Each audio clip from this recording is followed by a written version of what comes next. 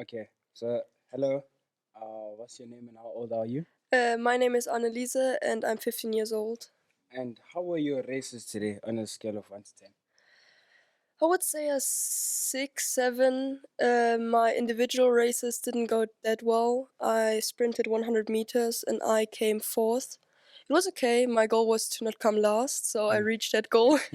My high jump went also okay. I kept my personal record. I jumped 130, but the other athletes were just too strong. They jumped 145, I think. Cool. But the relay went well. We came second. Yeah.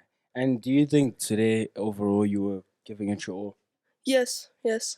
And like what motions run through your mind when you hear the gun go for the beginning of the race I or think when whatever the it is? gun goes, you're focused. You don't have that many emotions left. Before the race, you're nervous and excited. But when the gun goes off, you just give it your all. That's basically the only thing in your head. And how do you deal with the nervousness before the race and stuff like that? I'm trying it to turn it into excitement. It doesn't work all the time, but you just walk around, focus. Yeah. And would you say you're happy with your results individually and the team's results Yes, today? I think DSJ did well. We might win. I think it's close between us, Nice. Cape Town, and Windhoek.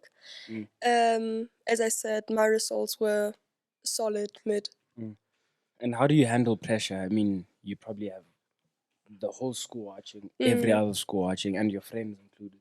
Maybe even your family watching. How do you handle all that pressure? I use the pressure to push myself and give it my all. So yeah, And what would you say your motivation is? just that DSJ is gonna win. I just want DSJ to win.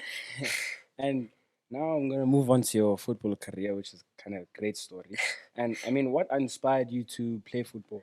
Actually, my brother, we started playing in the garden when I was 5. So yeah, And like, how did your parents react to you playing football? I mean, especially in South Africa, not everyone makes it. they were supportive. They just supported me doing a sport. It wasn't like I started and I said I want to go pro. It was just me wanting to play soccer and loving the game. So And I want to congratulate you on being thank brave you. enough to play football in South Africa. I Thank mean, you. because no matter what your gender is, it's always tough to pursue a career, football career, especially in South Africa.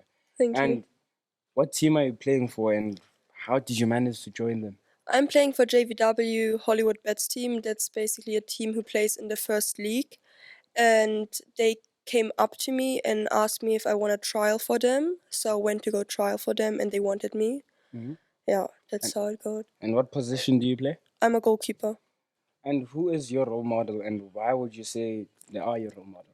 I would say Manuel Neuer. Manuel Neuer, good one. Manuel Neuer is a great goalkeeper. Uh, He's good with his feet. He can play the ball.